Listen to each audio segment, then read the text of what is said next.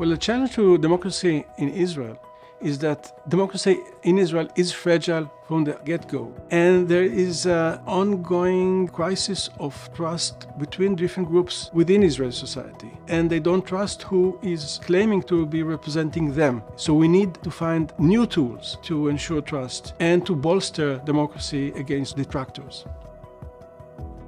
We at Tel Aviv University decided to set up this new center on applied research on risk to democracy because we feel that this is our commitment towards Israeli society and Israeli democracy and Israel's heritage. The idea of the new center is that we need to study the ongoing and developing risk to democracy and to find solutions to them. It's focused on the outcomes, focused on intervention in society.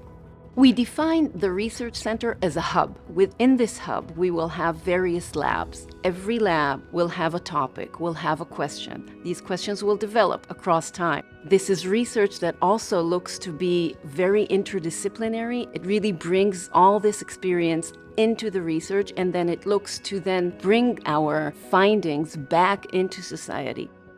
With this amazing team of committed, innovative scholars that we have here, we can really identify problems, identify solutions, and try to make them happen.